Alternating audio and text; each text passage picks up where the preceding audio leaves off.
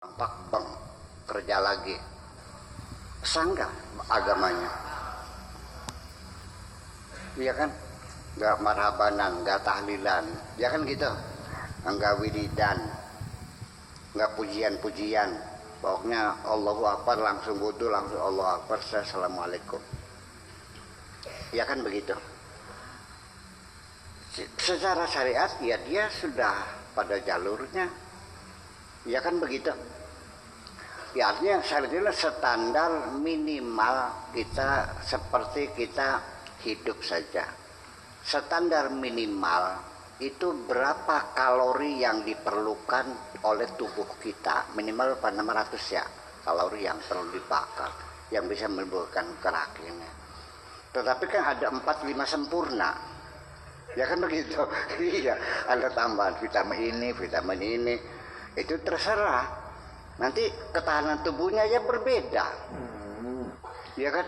Kalau orang masih syariat saja, mungkin diterpa musibah begitu, wah sudah panik, dia kan gitu, lawang dibanting. Tapi kalau orang sudah mencapai tingkatan ma'rifat, ya dia tidak akan panik dong. Berarti dia ada asupan yang vitamin-vitamin yang lebih membuat dia menjadi tenang. Seperti itu saja. Jadi kita likuli maqamin maqalun. Ada orang yang memang layaknya hanya baru bisa bertingkat syariatnya sudah.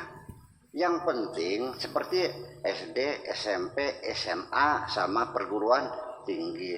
Ada orang sampai SD sudah lumayan, dia bisa baca, bisa nulis, bisa ngitung, bisa porogapit. Lagi namanya porogapit itu. Ya sudah selesai, bisa dagang segala macam. Tapi jangan menyalahkan orang yang tamatan SMP. Yang tamat SMP jangan menghina tamatan SD. SMA juga sama, jangan merendahkan yang tamatan SD dan SMP. Yang SMP jangan menyalahkan SMA. Yang perguruan tinggi juga sama, apalagi sudah tingkatnya profesor, doktor yang itu sebagai rektornya. Ya juga jangan. Lalu bagaimana anak tamatan SD menilai keilmuan seorang profesor? Ini terhari-hari terjadi di depan mata kita. Ada anak pernah pesantren di suatu pondok hanya 2 tahun, terus dia mengomentari kalimat-kalimatnya Gus Dur, Nurholis Majid. Saya bilang, itu bukan level kamu. Ya tapi ini kan firman Tuhan, bayangkan coba. Itu bukan kelas kamu. Ya banyak begitu orang yang berkelasan syariat menyalah-nyalahkan orang yang sudah tingkatan tarekat. Yang tarekat menyalahkan orang yang sudah hakikat. Yang hakikat menyalahkan yang makrifat. Gimana lagi? Silakan, tapi yang penting jangan saling salah menyalahkan. Itu saja persoalannya. Ya memang kita punya kapasitas yang berbeda-beda. Itu kekuatan ruhani kita. Kekuatan fisik juga kita berbeda-beda. Saya bisa memikul beban paling 30 kilo. Ya kan gitu. Saudara Hafidin bisa mikul 50 kilo. Mahmudi bisa 70 kilo. Ya jangan disalahkan kemampuan kita. Yang jelas pasti Allah tidak akan memberikan beban kepada kita di luar kemampuan kita. Itu aja kok. Apapun yang capek kita terima kasih. Begini, itu jawaban pertama. Apa sih bedanya? Begini, hakikat syariat, jadi bingung sekali. Dari sini mau ke Bangga 2. Orang yang syariat pasti akan memilih jalan bypass yang double track, ya kan begitu? Dia pakai mobil, kemana jalannya? Ke Jatibarang dulu, kan gitu. Muter Bangkaloa, akhirnya sampai ke Tukdana, balik lagi sampai ke Bangga 2. Padahal ada jalan yang terdekat melalui Pulau Cangak, ya kan, naik motor yang pakai tambangan itu seberang kali kok. Nah, jadi yang orang yang lewat jalan tikus, jalan kecil jangan disalahkan. Goblok lu, ini jalan kan enak besar. Ya silakan, itu aja persoalannya. Ya.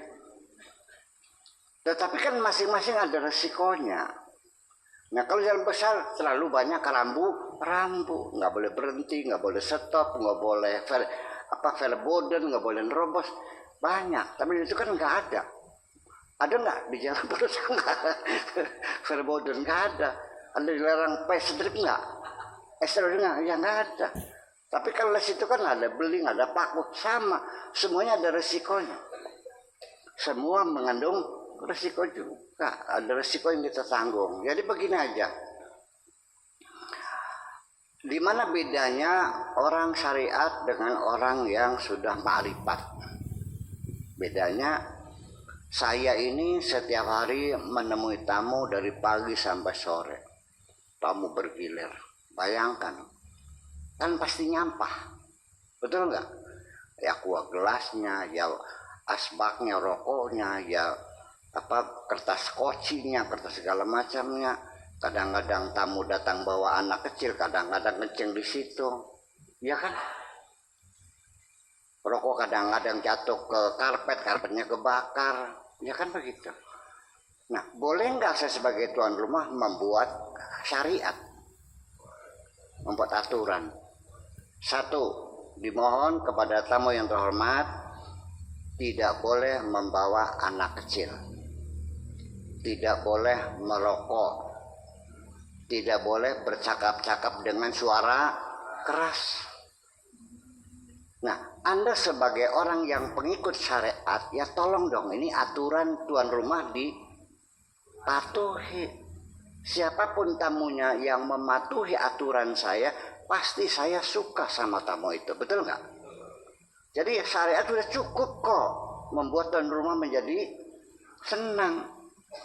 Kenapa ada ibu-ibu datang bawa bayi, begitu ngeliat di tembok dilarang anak kecil, oh pakai punten, selesai.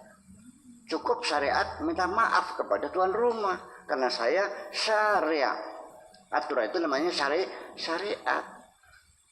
Dan Anda sebagai mukallafnya, sebagai tamunya, dibawa bayinya, kasihkan sama kakaknya, dia datang punten, ya udah nggak apa-apa lah. Kan begitu.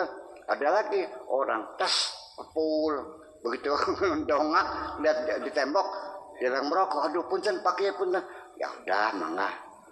Saya sangat respect dan saya hormati, itu tamu yang budiman kan? Iya dong, selesai. Nah, tetapi suatu ketika saya habis mandi, telinga saya kemasukan air, suara orang tidak jelas, tamu itu mematuhi peraturan tidak boleh berbicara keras. Jadi ngomongnya pelan-pelan. Pakai kulen kangen. Tolong dong yang keras ngomongnya, nggak mau, dilarang soalnya tak usir. Jadi Anda menghormati tuan rumah atau mematuhi peraturan? Ya iya dong, kalau orang sudah mampu menghormati syariat yang punya aturan, itu jelas kelasnya lebih tinggi daripada orang yang menghormati peraturan. Saya punya hak untuk menyuruh kamu melanggar aturan saya. Paham nggak? Jadi ukuran syariat itu ya jangan dengan kacamata syariat, nggak ketemu. Nanti Nabi Khidir bunuh bayi secara syariat berarti berdosa. Iya, secara syariat iya. Tapi kalau misalnya saya disuruh Tuhan sih gimana? Mau bilang berdosa juga? Itu salahnya. Nabi Ibrahim menyembelih anaknya. Yang nyuruh siapa? Ya sudah selesai. Jadi bagi orang yang belum mampu mentransformasikan ketuhanan dalam perilakunya, cukuplah dengan aturan Tuhan saja. Terima kasih, itu aja.